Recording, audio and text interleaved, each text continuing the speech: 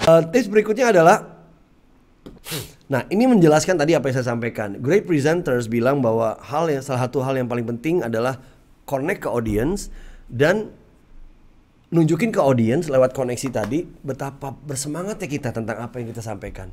Betapa pahamnya kita tentang apa yang kita sampaikan, betapa mengertinya kita dengan apa yang kita sampaikan, betapa menguntungkannya hal yang kita sampaikan ini buat audience. Gak ada lain selain itu. Ya, jadi people can see the passion in you, and people can see the way you connect with the audience. Ini penting, connect and show your passion, gitu. Baik, berikutnya adalah being sincere atau jujur atau tulus. Nah, ketulusan ini penting sekali.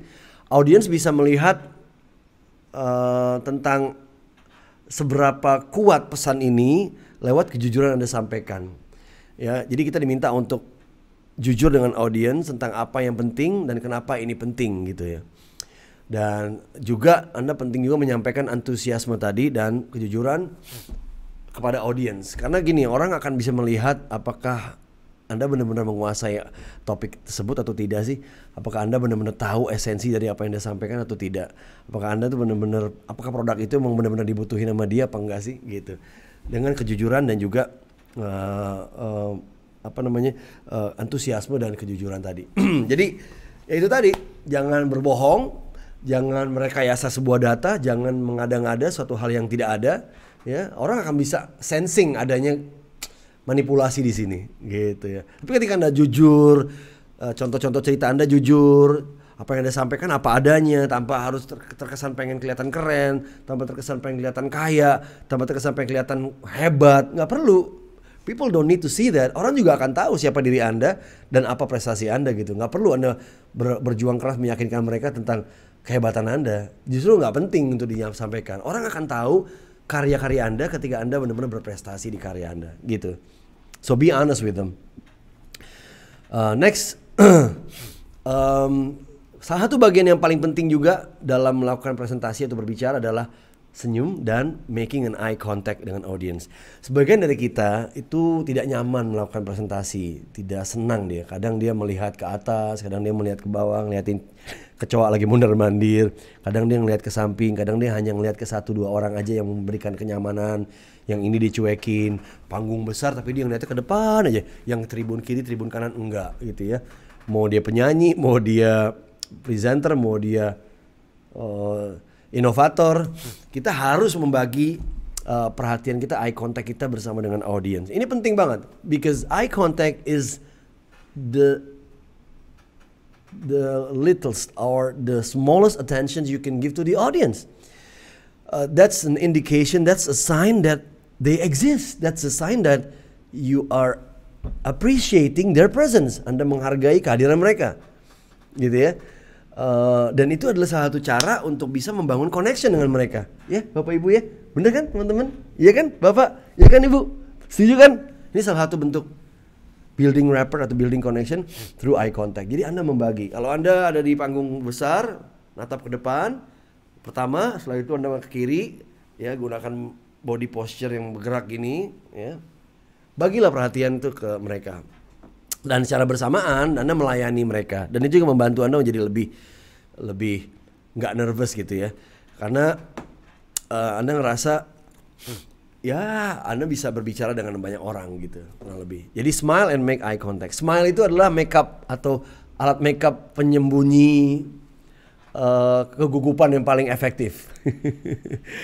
Smile is a makeup that somebody put on that they're nervous. Kalau Anda nervous, jangan ngomong dulu, berdiri. Halo, apa kabar Bapak dan Ibu? Senyum dulu, ngelihat kiri kanan, atas bawah ke audiensnya. Padahal duduk. Nah, kita mengelabui diri kita dengan tersenyum.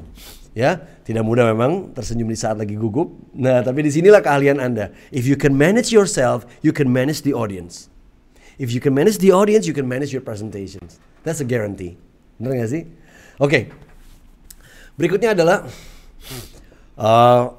saya nggak bosan-bosannya untuk nyampein ke Anda bahwa practice, latihan. Ada English proverb yang bilang practice makes perfect gitu ya. With great practice comes great perfection. Banyak. Memang ini orang bisa karena terbiasa. Kadang-kadang orang harus terpaksa, orang-orang harus dipaksa untuk terpaksa dan akhirnya terbiasa. Kita harus memaksa diri kita untuk berlatih. Nggak bisa malas-malasan. Sesuatu yang keren di atas panggung dari orang-orang terkenal itu adalah hasil dari akumulasi latihan mereka yang beratus-ratusan jam. Berapa lama sih kita berlatih? Countless.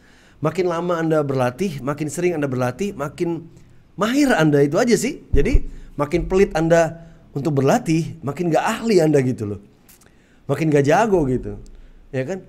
Makin hitung-hitungan sama latihan, ya Anda makin gak siap. Anda gak akan bisa memprediksi apa yang akan terjadi di panggung.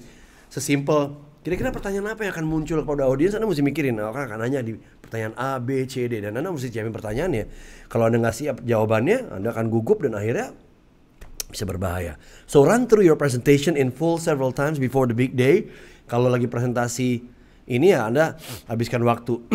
Again, seorang presentation expert bernama Nancy Duarte membagi presentasi atas 3 hal, ya kan? Thinking, sketching, and rehearsing. Itu biasanya untuk 30 slide Anda butuh 90 jam. Dan 30 jamnya adalah untuk berlatih. Ya, tinggal dibagi-bagi aja, sehari 2 jam kah, sehari 4 jam. Untuk presentasi besar dalam sehari gitu ya. So, Anda yang tahu cara ngaturnya kapan, dan kalau Anda udah lelah, capek berlatih, itu indikasi bahwa Anda akan berhasil. Tapi ketika Anda nggak ngerasain apa-apa saat berlatih, Anda nggak ada ngefek apa-apa gitu, pertanyakan diri bahwa apakah saya sudah mempersiapkan dengan baik gitu. Kalau capek, ngomong capek, terus berdiri lelah, nah itu ciri-ciri bahwa Anda akan berhasil. Saya selalu percayakan hal itu, gitu ya.